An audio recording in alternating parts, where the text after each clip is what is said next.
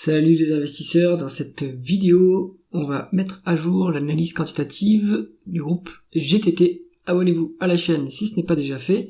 Et on commence tout de suite avec le cours de l'action. Donc on voit que ça plafonne un petit peu depuis début 2025.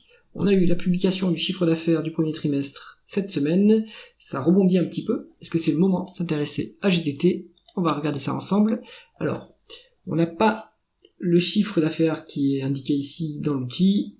La dernière publication de GTT nous dit qu'on a fait 191 millions d'euros de chiffre d'affaires. Donc on se positionne à ce niveau-là. Alors ce que fait l'outil que j'utilise, Coifin, c'est qu'il prend le chiffre d'affaires semestriel et le divise par 2. Évidemment, c'est pas comme ça que ça marche. Le chiffre d'affaires du premier trimestre 2024, il devait être quand même un peu plus bas que ce qui est indiqué ici. Et le groupe nous indique de toute façon qu'ils ont fait 32% de croissance. Donc c'est quand même colossal, hein.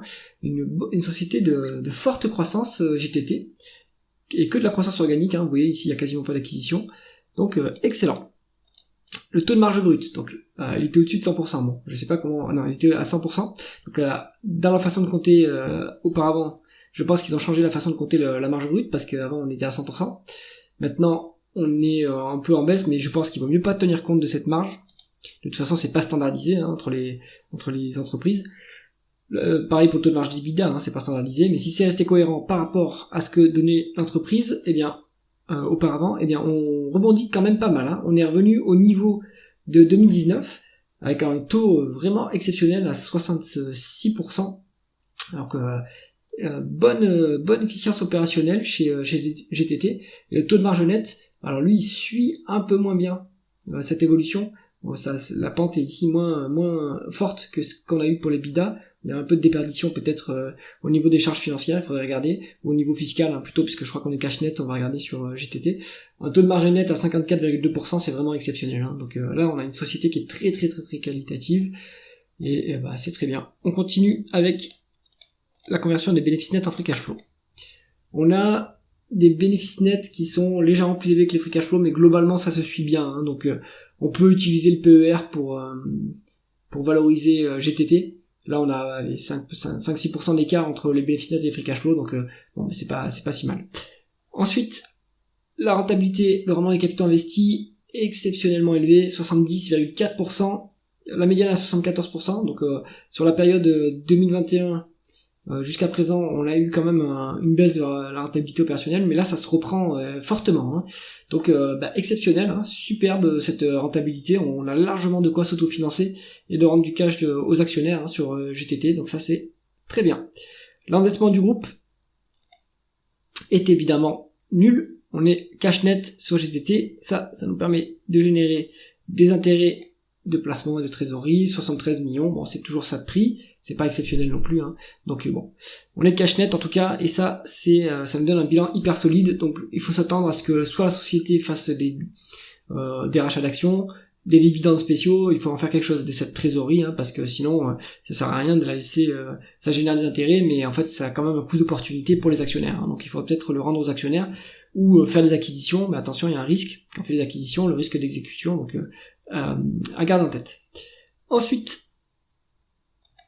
la rémunération d'actionnaire sur GTT, le dividende 229 millions, on est pas mal, hein, donc ça, on a vraiment l'actionnaire qui est à 4,5, c'est bien. Il n'y a pas vraiment de rachat d'actions, il y a même de la dilution, mais c'est pas énorme, hein, comme dilution. Donc ça doit être de l'actionnariat salarié ou de la rémunération en actions des managers. Donc la société pourrait à minima au moins racheter des actions pour les annuler et atténuer cette dilution. À voir. On est sur un niveau de dividende qui est très très soutenable, hein. Alors pardon, les free cash flow ils sont plutôt ici, voilà. On verse beaucoup quand même, hein, en termes de dividendes par rapport au free cash flow. Il y a 300 millions de free cash flow sur 2024, on a versé 228 millions. Donc attention, hein, ce niveau de payout ratio il est quand même assez élevé là, hein. Alors si on regarde par rapport aux bénéfices nets, on est peut-être sur un free cash flow qui est un peu bas temporairement. En termes de bénéfices nets, on est à 350 millions. Donc là aussi, on verse plus de la moitié, hein, des bénéfices nets. Donc attention sur ce niveau de rémunération, il est peut-être un peu trop élevé. Il faut peut-être s'attendre à ce que le dividende plafonne un petit peu à ce niveau-là, ou baisse un peu sur les prochains exercices. Ensuite, on va regarder la valorisation. on va se mettre en price earning, vu que bon, c'est à peu près équivalent avec les free cash flow. On est des côtés, hein. Donc la médiane elle est à 16,6. À l'heure actuelle, on a 14,6, donc il y a bien 10% de décote, 10-15%. Donc petite marge de sécurité sur GTT à ce niveau-là. Et conclusion de l'analyse, en fait le marché, j'ai l'impression qu'il dévalue un peu ce dossier, alors que la croissance est quand même forte, hein. Donc oui, c'est cyclique, hein, ça va dépendre aussi de la dépense en capital des gaziers, quoi, des clients. Mais là, on est sur quand même un niveau de valorisation qui est pas si cher payé pour le niveau de croissance qu'on a en face, hein. Si vous avez une croissance en rythme annualisé elle est à combien?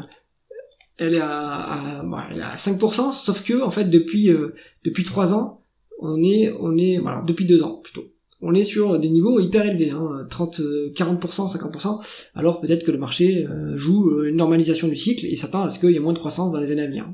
C'est possible, mais tant qu'on délivre un niveau de croissance aussi exceptionnel, et puis sur le premier trimestre on délivre combien, on a dit, on délivre 32%, bon, il n'y a pas de raison que le marché mette des multiples quand même un peu bas, hein, pour une société de croissance aussi forte.